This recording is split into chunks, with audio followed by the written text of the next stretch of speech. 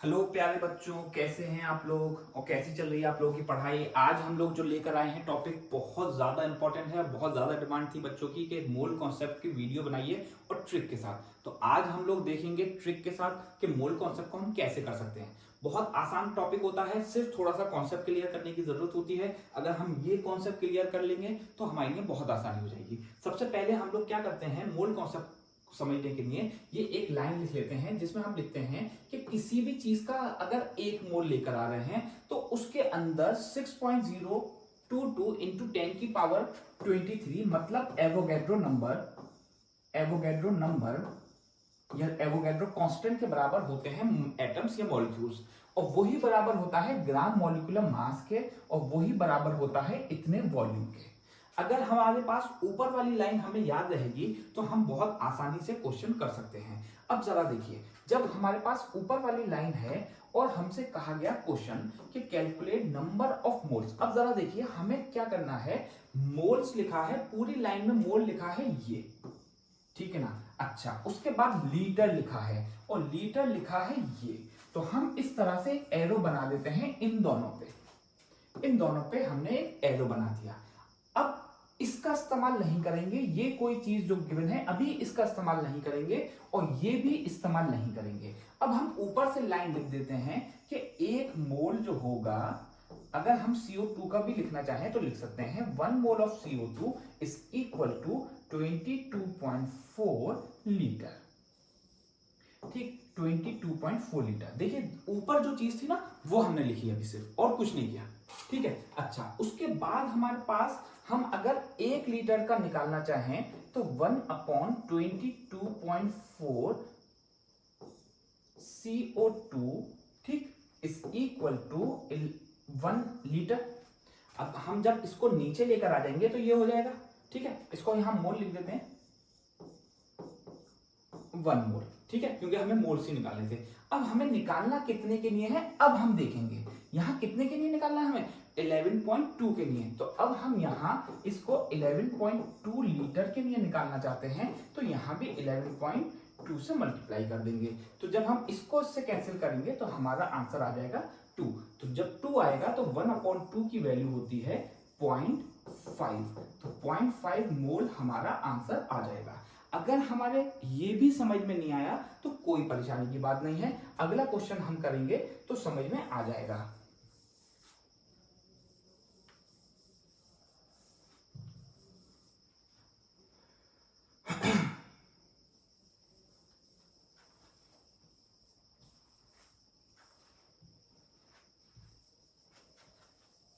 अगले क्वेश्चन में हमें दूसरे तरीके से क्वेश्चन को देखते हैं, ठीक है ना। अब जरा देखिए, मान लीजिए हमसे कहा जाता है कैलकुलेट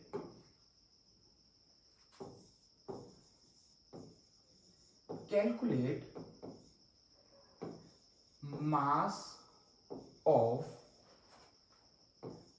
3.011 इंटू 10 की पावर 24 मॉलिक्यूल्स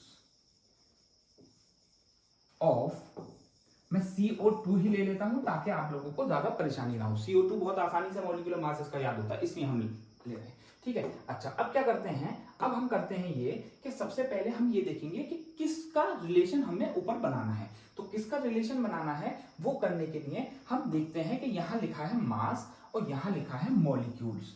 तो मास और मॉलिक्यूल्स लिखे हैं ये दोनों। तो मास और मॉलिक्यूल्स अगर ये लिखे हैं तो इन दोनों को हम लिख लेते हैं ऊपर से 6.022 इंटू 10 की पावर 23 मॉलिक्यूल्स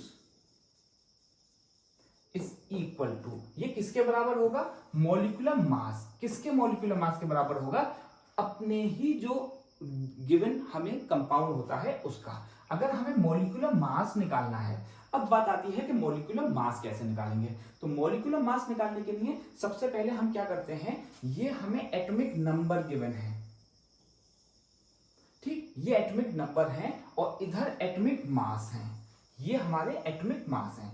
अब हम एटॉमिक मास निकालने के लिए सबसे पहले क्या करते हैं, मान लेते हैं कि कार्बन का निकालना है। तो यहां कार्बन का मास लिखेंगे 12, प्लस का साइन लगाते हैं 2 इंटू 16। तो ये हो गया हमारे पास 12 प्लस 32, ये हो गया हमारा 44। तो मॉलिक्यूलर मास निकालने के लिए हमें एटॉमिक मास की जरूरत होती है, एटॉमिक मास की जरूरत होती है, एटॉमिक नंबर की जरूरत नहीं होती। फॉर एग्जाम्पल हमें यहां निकालना है तो 2 into 1 करेंगे प्लस 16 कर देंगे, तो ये हो गया 2 और 16, आंसर आ गया हमारे पास 18।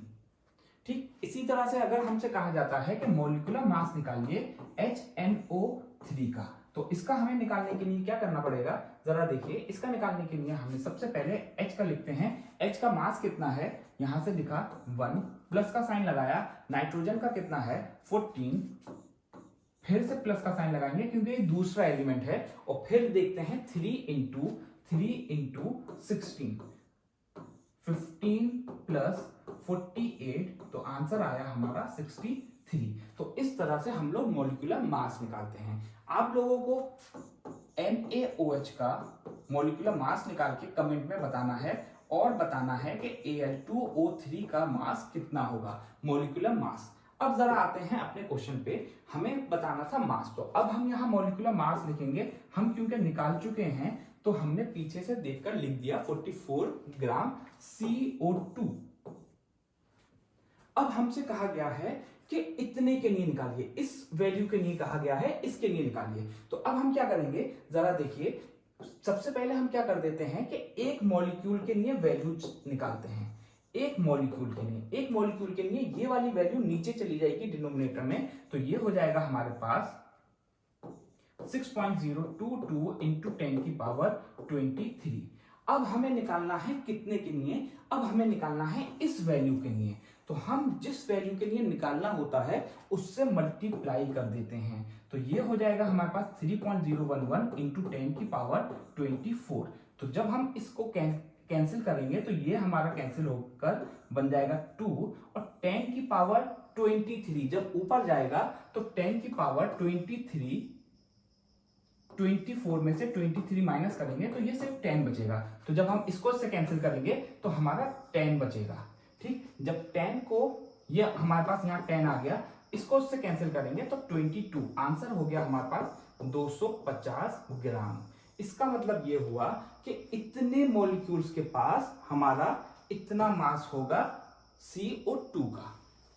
अभी भी अगर समझ में नहीं आया तो अभी और क्वेश्चन करके देखते हैं हम लोग, हो सकता है आप लोगों के तब समझ में आए। सबसे पहले देखते हैं हम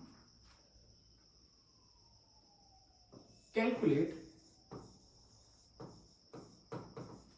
mass of 3 moles of CO2।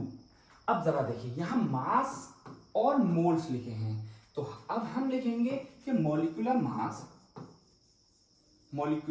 Mass is equal to 1 mole. ठीक, अभी जो हमने देखा था वहां से हमने ये उठाया कि मॉलिक्यूलर मास जो होगा वो किसके बराबर होगा, वो बराबर होगा 1 मोल के। जो अभी हमने रिलेशन देखा था वहीं से लिया है। ठीक, अच्छा, अब मॉलिक्यूलर मास कितना होता है इसका मॉलिक्यूलर मास होता है 44 ग्राम, जो के बराबर होगा 1 मोल के। अब हमसे कहा गया है कि 3 मोल के लिए बताइए, तो 3 मोल के लिए हम यहां 3 से मल्टीप्लाई कर देंगे, तो ये हो गया हमारे पास 132 ग्राम। अब जब हमने यहां 3 से मल्टीप्लाई किया है तो ये 3 मोल के लिए निकाला है, तो यहां भी हम 3 से मल्टीप्लाई कर दें या डायरेक्ट लिख दें जितने मोल्स के लिए चाहिए। बहुत सारे लोगों को यहां दिक्कत हो जाती है कि ये मल्टीप्लाई क्यों कर रहे हैं, हम ये इसलिए मल्टीप्लाई कर रहे हैं क्योंकि 1 मोल इसके बराबर है। तो मान लीजिए कि हमारे पास एक टॉफी आ रही है 5 रुपए की, तो अगर हम 3 टॉफी निकालेंगे तो यहां हमने जब 3 से किया तो यहां भी तो 3 से कर दिया ना, तो दोनों जगह मल्टीप्लाई करना पड़ता है तभी कोई इक्वेशन बराबर होती है। तो ये क्वेश्चन आप लोगों के समझ में आया होगा। बिल्कुल इसी तरीके का क्वेश्चन मैं आप लोगों को एक और देता हूं, आप लोग उसको ट्राई करिएगा। कैलकुलेट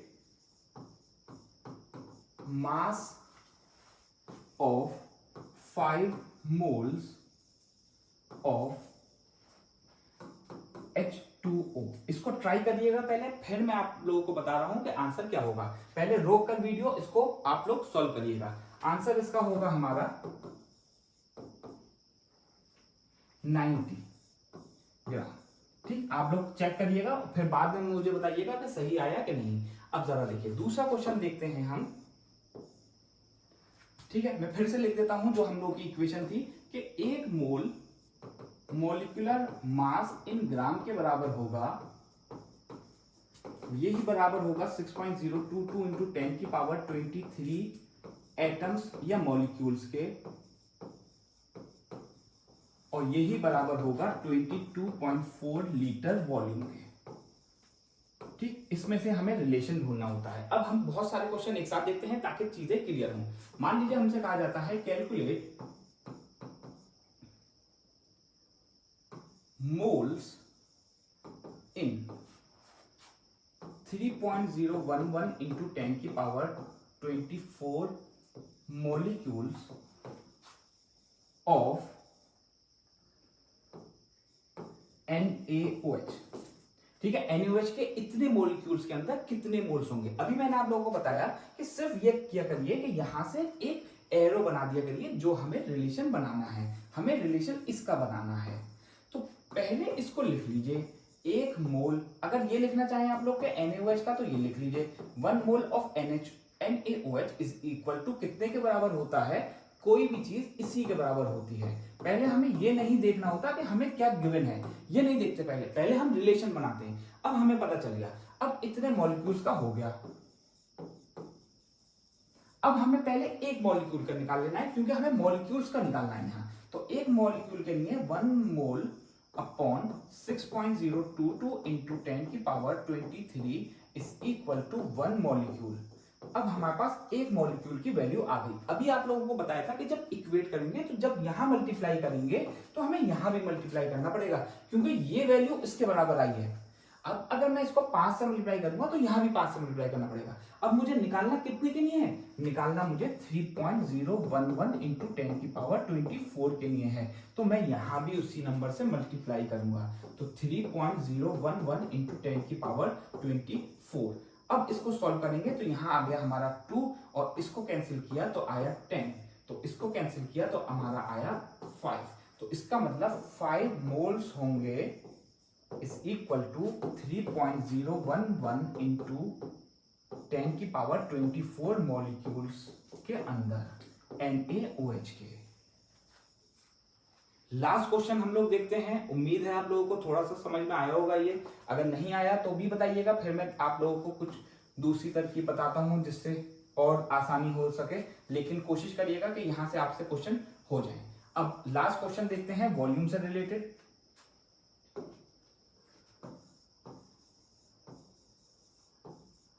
कैलकुलेट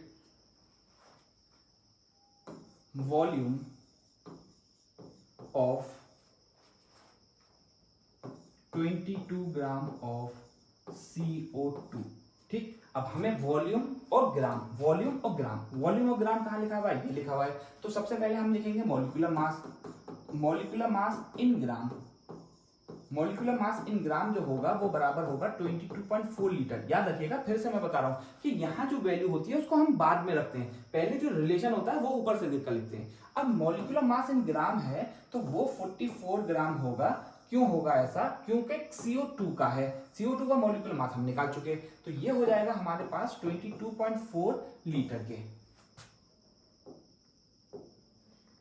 22.4 लीटर के। अब हमें निकालना है 22 ग्राम के लिए, तो पहले 1 ग्राम के लिए निकाल लेते हैं, तो ये हो जाएगा 22.4 अपॉन 44। अब जितने के लिए निकालना है उसको हम मल्टीप्लाई कर देते हैं। यहाँ 22 के लिए निकालना था, यहाँ भी करना पड़ेगा। इसको इससे कैंसिल किया, 2 आया, 2 और इधर कर दिया तो 11.2 लीटर हमारा आंसर आ गया।